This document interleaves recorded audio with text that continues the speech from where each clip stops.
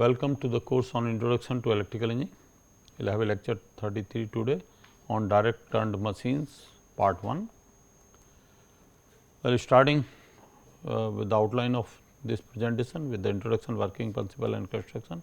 Then we will talk about armature and field connections and a DC machine as a generator or motor.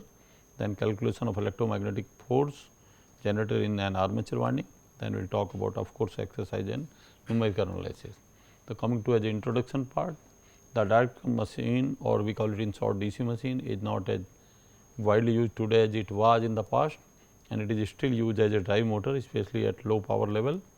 A DC machine is considered to be the most straightforward to analyze of all electromechanical devices, and this is the typical application of DC motor. Earlier it is used in locomotive, cleaner, elevators, driller, conveyor, crane and many machine tools applications as a servo motors. The other applications are like handheld vacuum cleaners, then the robotics as servo motor, power tools where we use the gear, industrial pump and valves, then the home automation for the particular motions, then the printers, the home appliances of different kind for the motion, and then industrial equipment. As you can see, lot of devices here with consist of geared DC motors, then the mechatronics applications consisting of different equipment here for motion, then conveyor belt, then elevators, then rolling mill and shearing machine, drones because it is one of the best servo motor which can be driven by a battery. Then the drones you can say how they are with the DC servo motors used for various purposes, and then the lathe, typical example as this looks like a DC motor, how it is look blower, then drilling and milling machine, reciprocating pump, centrifugal pumps, then machine tool application for cutting, grinding, drilling and polishing, and then electric trams, electric locomotive, then crane hoist using DC series motors, then the DC motor used in electric hoist, reels and winches, then rolling mill, shear and punch presses, then heavy planer, elevators, then DC motors in hydraulic pump applications, then in typically for a small DC motors for applications in electric vehicle, for auxiliary typically starting from like you can see e-shifter, then seat positioning, power lift gate, then trunk cover seat, EV lock charger, window lift, sunroof, sliding door, door lock, deployable door handle, the electric mirror, wiper, washer pump and head pump display. Then your DC motor in dual configuration for large scale electric typically FPV car, then DC motor in electric vehicle, then DC motor is used in toys. You can see the different toys with the gears to produce the high torque, and you can see the typical plastic gears along with these motors which increases the torque. Then the 6-volt DC toy motor with motor is running there supposed to run at 6000 rpm, but the shaft is quite low which increases the torque manifold in toy. And then you can say 36 type of DC motor used for different appliances, then for solar PV panel tracking because DC motor used as servo motor. Then again example of how it is really used with the large torque with the gear with solar tracking system, then solar tracking system prototype with the DC motor. Then you have a in solar tracker with the large torque with low speed which get converted with the help of gear of high speed and low torque. Then 12 to 48 DC motor solar tracker and 48 volt DC tracker geared motor.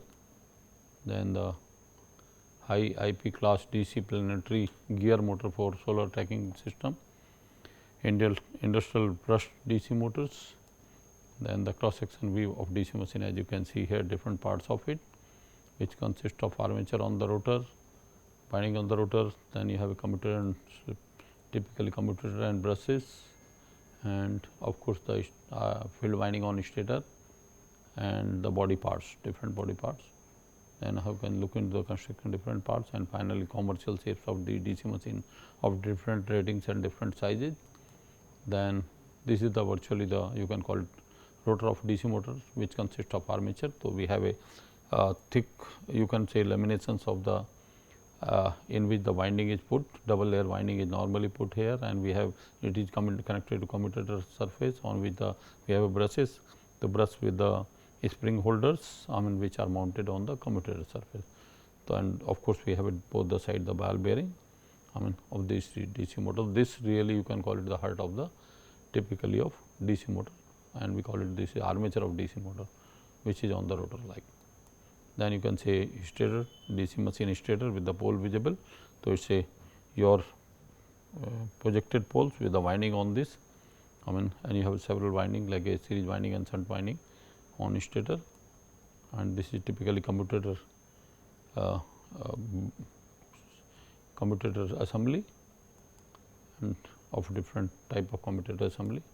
Then your electric cars DC motor commutator, then your commutator of large DC machine how look like, and then the rotor of DC machine which I have shown earlier, this is of another machine, and how it look like stator as well as the armature or rotor of DC machine with the commutator with the stator with the field winding. So, now you got idea how it look like. So, we have a different type of DC motor.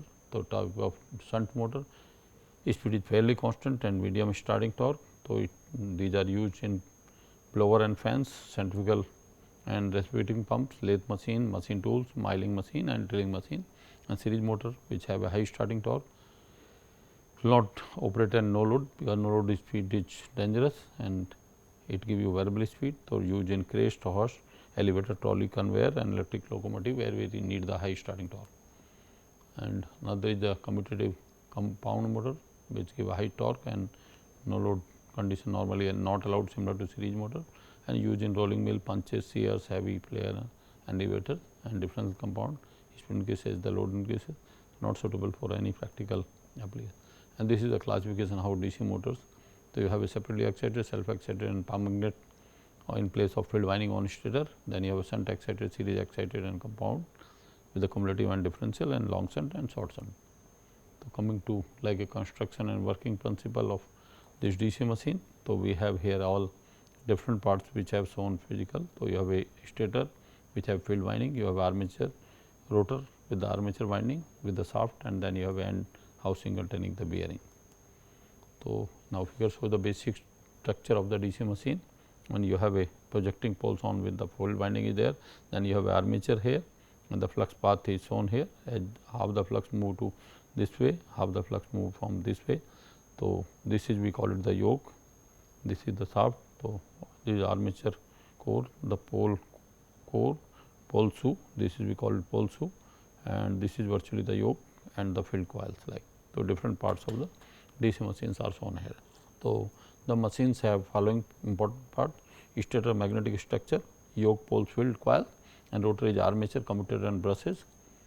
So, stator magnetic structure is consist of yoke. It is a outermost cylindrical part which serve two purposes. First is it acts as a supporting frame for the machine, and the second it provides the path for the magnetic flux. It is made of the cast iron or cast steel or forged steel. Usually small machines have a cast iron yoke, and stator magnetic structure with the pole. The machine have a cylinder poles. The poles cores are fixed inside the yoke, usually by bolt, and the cross section of the pole core is rectangular. By attracting a pole shoe, the end of the pole is made to have a cylindrical surface, and the cross section area of the pole shoe is considerably larger than the pole core to leave as little less interpole space as possible. And the typical stator magnetic set of the pole, this is done by to reduce the leakage flux, and the poles are made of cast steel or forged steel, and each pole carries a field coil or exciting coil, or it can be palm magnet also. Small machines generally use palm magnet.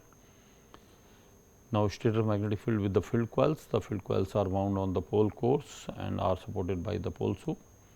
All the coils are identical and are connected in series such that excitation by DC source alternate NS poles are produced, and thus a machine always have a even number of poles, and the magnetic flux distribution approximates a square wave as shown in the figure for the 4-pole machine, as you can see, of kind of a square wave. The flux is taken positive radially and in y direction, and now the rotor on which we have armature. So, armature core consists of a steel laminations, each about a 0.4-0.6 millimeter thick, insulated from one to another, and the purpose of laminating the core is to reduce the eddy current losses in the armature core, and slots are stamped on the periphery of the laminations to accommodate the armature winding, and the top of the slot has a groove in which the wedge can be fixed, and this after winding conductors are put into the slot, the wedge is inserted. The wedge prevents the conductor from flying out due to the centrifugal force when armature rotates, and the axial flux of the armature is the same as that of poles on the yoke, and the term conductor refers to the active portion of the winding, namely that part which cuts the flux when the rotor rotates and thereby generating an alternating EMF. So, we have a commutator on the rotor. So, 2-pole DC machine with brush and commutator here, as we have shown in photograph, and it consists of large number of wedge shaped copper segment on or bars assembled side by side to form a ring, and the typically rotor commutator, the segments are insulated from one another by thin mica sheets, and each segment is connected to a coil end of the armature winding as shown in the figure, and the radial lines represent the active length of the rotor conductor, and the commutator is a part of the rotor and participate in the rotation, and the brushes, 2 stationary brushes made of carbon are passed against the commutator with the help of a spring fitted in a bar. The number of brushes depends on number of the poles in the machine usually. The brush commutator arrangement provides the true related function. Electrical connection is made with the moving rotor, and the steady or direct voltage is obtained from the alternating EMF generated in the rotating conductor, and this is how the construction. You can see the armature winding commutator, which I was talking about, in between the mica insulation, and then you have a copper segment, and these are detail of commutator of DC machine, you can see physically. Then this is a DC motor stator with poles visible on which the winding is there, and this is in a DC motor. The stator poles are supplied by DC excitation current, which produces the DC magnetic field, as you can see NS, and here with the you are supplying the DC motor with the DC supply maybe of the battery to the armature.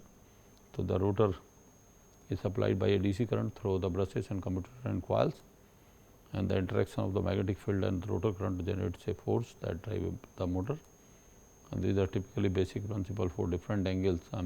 How the armature coils is moved in the stationary magnetic field and then produces the induced EMF, which can be applied for the external circuit. As you can see, at different armature at different angles, conductors are different angle producing the different induced EMF, and how it is the armature is moving in the your stationary field, and commutator is changing the direction of current, and you have induced EMF in the conductor of this with the alpha commutator and brush. We just make it unidirectional. The magnetic field lines enter in the rotor from the north pole to exit the south pole, as you can see here, and the poles generate a magnetic field that is perpendicular to the current carrying conductors. The interaction between the field and current produces a Lorentz force, and the force is perpendicular to both the magnetic field and the conductor, which we already talked about earlier. The generator force turns the rotor until the coil reaches the neutral point between the poles, and at this point the magnetic field becomes particularly 0 together with the force. So, however, the inertia drives the motor beyond the natural zone where the direction of magnetic field reverses. To avoid the reversal of the force direction, the commutator changes the current direction, which maintains the counterclockwise rotation, as you can see in the figure. So, generated force turns the rotor until the coil reaches the neutral point between the poles, and at this point the magnetic field becomes practically 0 together with the force. However, inertia drives the motor beyond a neutral point, and which is direction of magnetic field reverses. To avoid the reversal of the force, commutator changes the current direction, which maintains the counterclockwise. So, north south poles produce the DC magnetic field, and the rotor coils turns in this field. A turbine or other machine drive the rotor. The conductor in the slots cut the flux line, which induce voltage in the rotor coils, and the coil has two sides, one is placed in the slot, another is the slot B. So, in figure A, the conductor in slot A are cutting the field lines entering into the rotor from the north pole, and the conductors in slot B are cutting the field line exiting from the rotor to the south pole. So, cutting of the field lines generates the voltage in the conductor, and the voltage generated in the two sides of coil are added, and the induced voltage connected to the generator terminals through the commutator and brushes, because the induced voltage in B is positive and A is negative. So, positive terminals is connected to commutator segment 2 and the conductor in slot B, and negative terminals connected to the segment 1 and to the conductor in slot A. So, when the coil passes the neutral zone, the conductors in slot A are then moving towards the south pole and cut flux line exiting from the rotor. The conductor in slot B cut the flux line entering the in slot B. So, this changes the polarity of induced voltage in the coil, and the voltage induced in A now is positive and B is negative, and simultaneously the commutator reverses this terminal, which assures the output voltage polarity is unchanged, and figure with the positive terminal is connected to the commutator segment and one to conductor slot B. So, negative terminal connected to segment 2 and to the conductors in slot B. So, negative terminal is connected to the segment 2 and to the conductors in slot B. So, the negative terminal is connected to segment 2 and to the conductor slot B. So, now talking about how the armature and field connections are made. So, general arrangement of the brush and the field connections of 4-pole machine are shown in the figure. So, you can say in general we may divide the methods used for connecting the field and the armature winding into the following groups.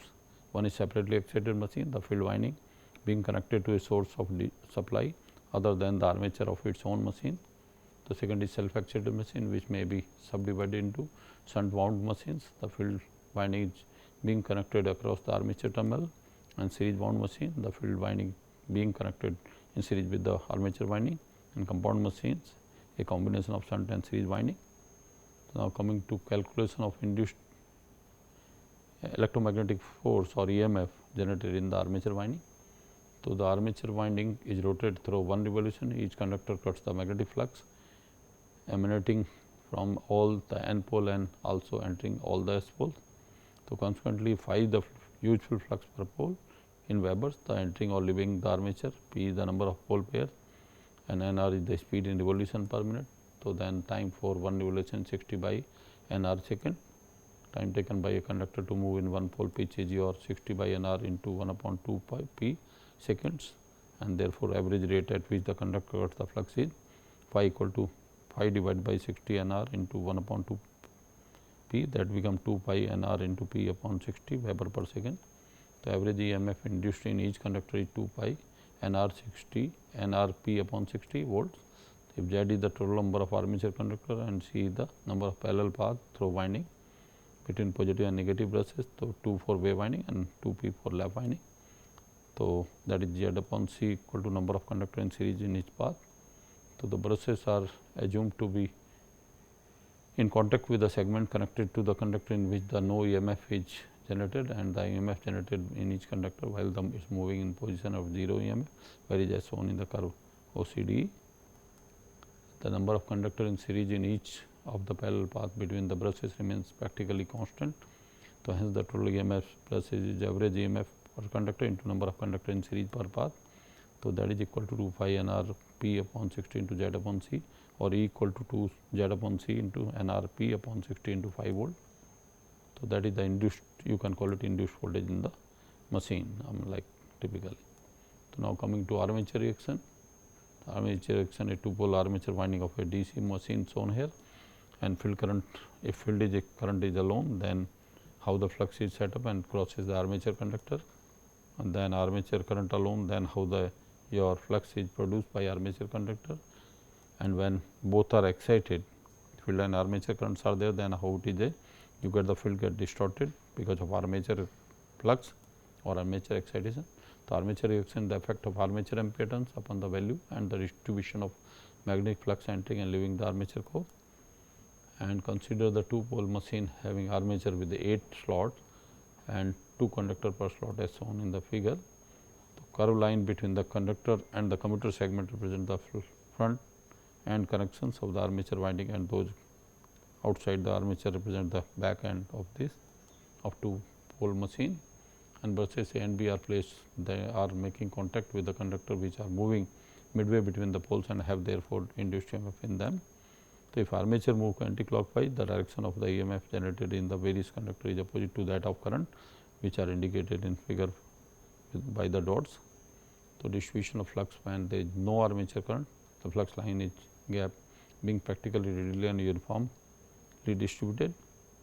Figure B shows the distribution of the flux setup by the current flowing through the armature winding in the direction that it actually flows when the machine is loaded as a motor, and it is seen that at the center of the armature core and the pole shoe, the direction of flux is at the right angle to that of field winding. Hence, the reason why the flux is due to armature current is termed as a cross flux. So, the pole tip which is first met during the revolution by a point of armature or the slot stator surface is known as the leading tip, and other is known as your trailing tip. And figure C shows the resultant distribution of the flux due to the combined of flux in the figure A and B. So, overall, thus the over the trailing half of the pole faces the cross flux is opposite to that main flux, thereby reducing the flux density, where the over a leading half the flux are same direction. So, the flux density is strengthened. So, apart from the effect of magnetic saturation, this increases the flux over one half of the pole face, and the same is to decrease on the other half. The total flux per pole remains practically unaltered. Hence, the motor, the effect of armature reaction is twist or distort the flux in the direction of rotation, and this is typically how it look like a armature MF, typically motion of armature and how the field poles are there. So, considering the magnetic field strength of the current in the armature conductor, the end connections could be arranged as shown in the dotted line.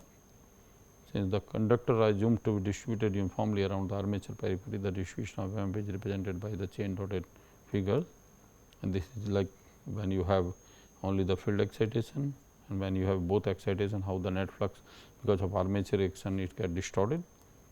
So, the effect of the armature ampere turns upon the distribution of magnetic flux is represented in the figure. So, dotted lines in figure represent the distribution of magnetic flux in the air gap on no load, but corresponding variation of flux density over the periphery of the armature represented by the ordinates of flux. So, flux figure C and D represent the cross flux due to armature ampere turn alone, and the armature current being assumed to be in the direction which flows the machine is loaded as a generator. So, it is seen that the flux density in that gap decreases from 0 to the center of pole and maximum at the pole tip, and then decreases rapidly to the increasing length of path of bringing a flux and until maximum midway between the pole. So, figure A represents the magnet machine operating as a motor, and the distribution of flux density around the armature core is approximately the resultant of the graph of figure A, B and D, and is represented F. So, the effect of magnetic saturation will reduce the magnetic flux density at the leading pole tip as indicated by shaded area, and reduce the total flux per pole. So, it is seen that figure F shows that the 0 flux density, and therefore, the 0 generated EMF in the armature conductor have been shifted through angle theta the direction of rotation from C to D. So, direction of armature current in DC motor is opposite to that of a generated EMF, which where the generator the current is in same direction as that of generated EMF. So, it follows that DC motor the flux is distorted backward, and the brushes have to little bit shifted backward. So, if they are to be in on the magnetic neutral axis when machine is loaded. So, a backward shift in motor gives the rise to demagnetizing ampere turn, and the reduction of flux tend to cause the increase of speed. This method commutation permitting may be used to compensate for the effect of IR drop in the armature, and therefore, maintaining the speed of a shunt motor practically constant at all load. So, coming to solved numerical problem. In question 1, a 4-pole wave connected armature have a 51 slot with 12 conductors per slot and is driven at 900 RPM. And usual flux per is 25 milliweber. Calculate the value of generated EMF. The total number of conductors is Z equal to 51 into 12, that is 612. C is equal to 2, P equal to 2, N equal to 900 RPM. So, phi equal to 0.025. So, equal to 2 Z upon C into NR P 60 into 5 volt. So, E equal to 2 into 612 by 2 into 900 into 2 by 60 into 0.025. So, that becomes equal to 459 volt. So, coming to example 2, a 8-pole machine lap connected armature driven at 350 RPM is required to generate 260 volt.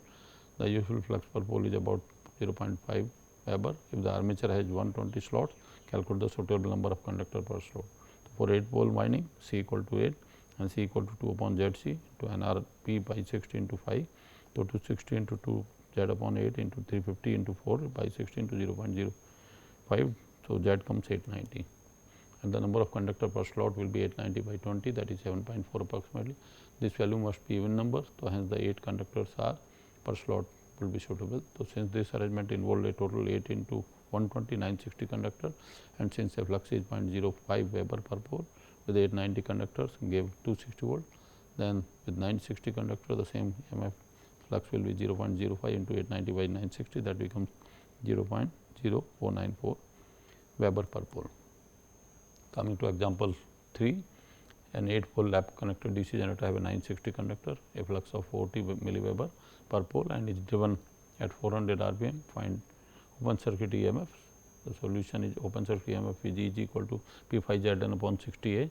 So, where phi equal to 40 milliweber and Z 960 and 400 rpm P 8 and A equal to P in lap winding. So, Eg comes keeping a value, it comes 256 volt.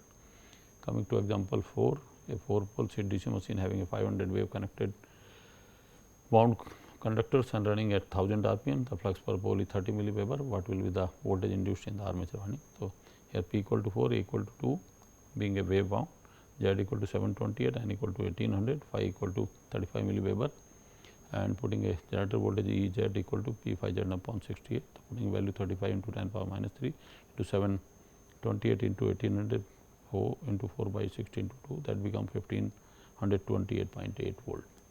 So, coming to example 5, a 4 pole DC machine has a 140 volt slot in the armature with 2 coil side per slot. Each coil have a 2 turns. The flux per pole is 20 milliweber. The armature is a lap wound and it rotates at 720 rpm. What is the induced EMF across the armature across the parallel path? So, here P equal to 4, I equal to P equal to 4 lap wind, phi equal to 20 milliweber, that is 20 into 10 power minus 3 Weber, N equal to 720 rpm and number of slots is 144 to 2 coil sides per slot. So, each coil have a 2 turns. So, Z equal to 144 into 2 into 2, that is 576 and E g equal to P phi Z upon 68. So, putting the value here we get the E equal to 138.24 and voltage across each parallel path is your same E is equal to 138.24. So, coming to example 6, a 6 pole machine has a armature with 90 slots and 8 conductors per slot. The flux per pole is 0.05 Weber and RMS at 1000 rpm. Determine the induced EMF in winding, lap connected and wave connected. So, P equal to 6, phi equal to 0.05 Weber and 1000 rpm, total number slot 90 each slot with 8 conductors. So, Z equal to 90 into 8, that is 720. So, when the lap connected A equal to P equal to 6, so induced EMF is equal to P phi Z upon 60 and putting the value it comes 600 volt and when you have A equal to 2, so you have put the value you get 1800 volt. Coming to example 7, a 6 pole lap wound machine armature rotating at 350 rpm required to generate 260 volt. The effective flux per pole is about 0.05 Weber. If the armature have a 120 slot, determine the suitable number of conductor per slot, hence determine the actual value of flux required to generate the same voltage. So, hence here P equal to A equal to 6, N equal to 350 rpm, is equal to 60 volt and phi equal to 0.05 Weber. So, putting the value here in the induced EMF relation, Z comes to 60 into 7, 24 by 7.